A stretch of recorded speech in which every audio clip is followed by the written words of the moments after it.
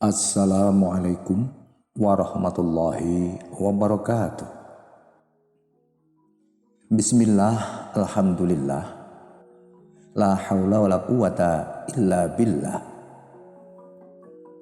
Nuwun para sedulur kabeh, muga Gusti tansah paring berkah marang kita sami.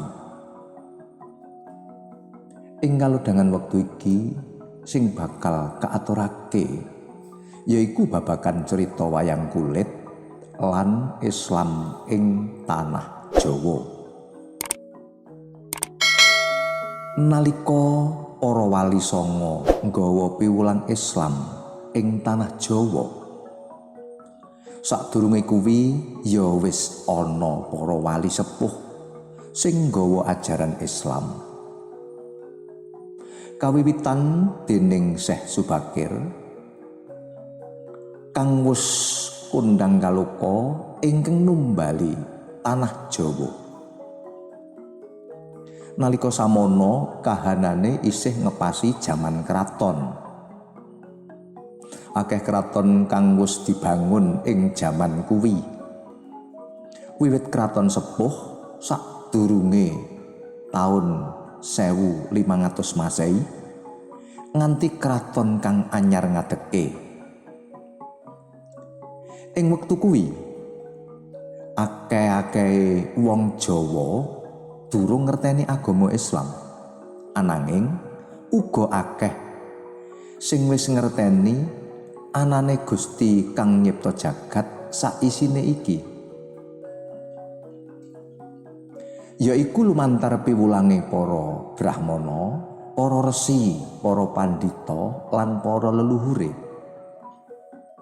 Akeh agama kang dirasuk nalika semana yaiku agama Hindu lan Buddha. Mula wong tanah Jawa wektu kuwi uga wis padha ngerteni yen to kanggo nggayuh sampurnaning urip iku kudu gelem ngabekti marang Gusti kang Maha Kuwasa. Mulane nalika semana uga wis ana sing diarani tata caraning panembah. Maneka warna cara panembahe. Ana saperangan kang nganggo semedi ngeningake cipta rasane. Ana uga kang nganggo puja-puji mantra asesanti. Ana kang nganggo laku tapa brata, ana uga kang nganggo sesaji.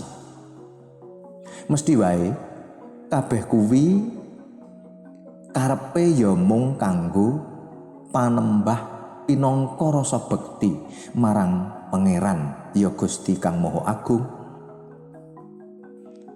Wis akeh sesebutan kanggo Gusti kang Maha Kuwasa sing diweruhi.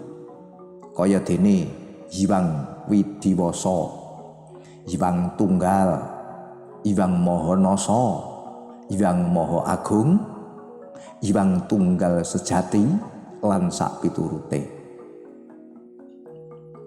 Malah wis duweni kapercayan uga marang kang dianggep para wakile Gusti, yaiku ingkang diarani para dewa.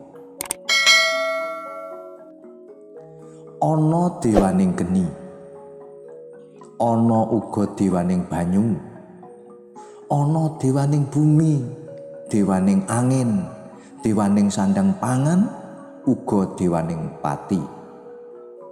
Kabeh kuwi uga banget dipuji, dipundi lan dihormati. Lah ing jaman mekare kraton Majapahit ana golonganing para wali kang den arani Wali Songo ingkang nerusake perjuangane para wali sepuh sadurunge iku. Ing antarane para wali songo kuwi ana salah sawijining wali ingkang tata carane dakwah iku nganggo seni budaya wayang kulit Jawa. Ingkang kondhang kaloka asmane yaiku Kanjeng Sunan Kalijaga. Ya sinebut Syekh Malaya, ya Raden Sahid, putrane Sang Adipati Wilotikta ing Kadipaten Tuban Majapahit, Jawa Timur. Yen para wali liyane anggone dakwah iku lumantar piwulang asri cara Islam. Ananging yen Sunan Kalijaga piwulange lumantar adat lan budaya Jawa. Mulane Sunan Kalijaga iku bisa gampang mancing ajur-ajer anggone raket-caket karo para warga, sehingga gampang uga anggone nglebokake pangaruh lan kaweruh ing babagan agama Islam kanthi tanpa nabrak lan ngilangi adat istiadat budaya Jawa kang ana. Lah yen pinuju nemoni adat budaya sing sekira ora cocok karo agama Islam, iku mau mung diowahi niat lan pamahame. Sunan Kalijaga iku sawijining ulama wali ingkang uga banget nguwasani ilmu kaprajan lan ilmu kabudayan. Krana ora gampang yen nalika semana kuwi ngumpulake para warga banjur diajak golek kawruh utawa ngaji bebarengan kuwi ora gampang. Mula nalika semana Sunan Kalijaga nduweni cara, yaiku kanthi nggelar wayang kulit. Dene nalikane nggelar carita wayang kulit, Sunan Kalijaga wis ngracik cerita lan adegan wayang ingkang kebak isyarat lan piwulang bab agama Islam sing gampang dingerteni dening sapa wae. Dene tuladhane isyarat kang mengku piwulang nalika ing pagelaran wayang kulit yaiku sadurunge cerita wayang diwiwiti, adegan digelar dening dalange, ing kono wis katon ditancepake wujude gambar gunungan ing tengahing kelir. Gunungan uga diarani kayon sing saka tembung hayun ingkang artine urip. Kang mengkono iku saktenane isyarat yen to sadurunge jagat raya lan kabeh makhluk iku ana dicipta, sing ana luwih dhisik yaiku urip saking kang maha nguripi sekabehing makhluk, yaiku Gusti Allah Subhanahu wa taala ingkang maha kuwasa. Yen ing piwulang thariqah kang mengkono iki diarani zat wajibul wujud. Mula banjur dadi ana sesebutan la ilaha illallah. Tegese ora ana pangeran kang wajib disembah kejaba mung Gusti Allah Subhanahu wa taala. Lan sakwise diweruhake ing babagan anane Gusti, Kanjeng Sunan Kalijaga uga nuduhake kuasane Gusti anggone nyipta sakabehing makhluk kang digelar iki. Sekabehe gelare panggung iku didadekake ibarat dening Kanjeng Sunan Kalijaga. Kelir kang dibeber iku dadi ibarate jembare jagat raya iki. Tebok dadi ibarate bumi. Lampune dadi ibarate srengenge. Wayang iku dadi ibarate manungsane. Dene gending gamelan ingkang gilir gumanti iku dadi ibarate isine kahanan ing jagat raya iki. Kaya dene sugih, miskin, ana bungah, ana susah lan sak piturute.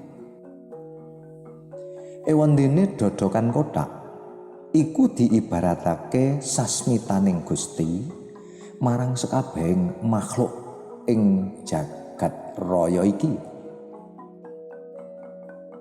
Lan anane keprak sing tansah melu ngiringi iku uga diibaratake lumakune urip. Dene kotak panyimpen wayang iku diibaratake sangkan paraning dumadi, sing tegese kabeh iku asale saka Gusti lan pungkasane besok uga mesti bakal balik marang Gustine. Satemah dadi tembung inna lillahi wa inna ilaihi raji'un. Gamelan sing beda wujute lan beda laras swarane,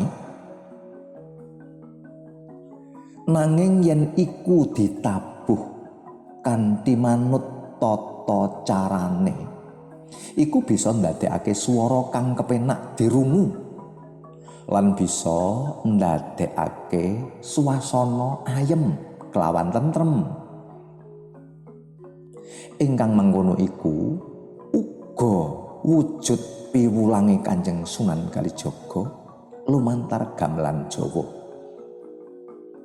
Tegese lamun toh manungsa iku tetep gelem manut marang pranataning Gusti kang wis ditemtokake kanthi kebak rasa iman, takwa lan tawakal, ya ing kono iku uripe manungsa bakal migunani, bakal dadi antuk kamulyan, antuk kahanan ingkang ayem lan tentrem. Wondene ing pagelaran wayang kulit sakjroning sewengi muput iku diperang dadi 3 bagian, yaiku ingkang sepisan den arani pathet 6. Iku wiwit sore nganti jam 12 wengi. Kang kaping pindho yaiku pathet 9. Yaiku wiwit jam 12 bengi nganti jam 3 para esuk. Dene kang kaping telune pathet manyura yaiku awit jam 3 bengi nganti jam 4 gagat raina. Sing mengkono iku uga paring piwulang marang kita kabeh yen to sekabehing manungsa iku mesti bakal ngliwati urip ing 3 alam, yaiku alam roh, alam donya lan alam akhirat. Lan isih akeh meneh kawruh-kawruh lan piwulang-piwulang lumantar gelare wayang kulit nalika iku. Mula srithik baka srithik Sang Sunan Kalijaga iku saya suwe tansaya dipercaya lan ditresnani dening wong tanah Jawi. Agama Islam saya gedhe lan bisa ngrembaka ing tanah Jawa. Kedadian kang mangkono iku dening Kanjeng Sunan Kalijaga den tengeri nganggo nyipta tembang Jawa kang diarani tembang ilir-ilir.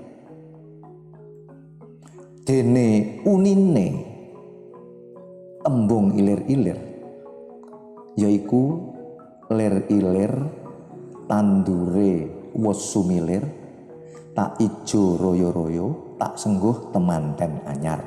Cah angon penekno blimbing kuwi lunyu-lunyu ya penekno kanggo mbasuh dodotira.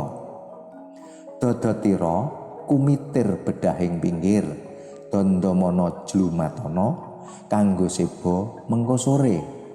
Mumpung padhang rembulane mumpung jembar kalangane ya suraka surak hore.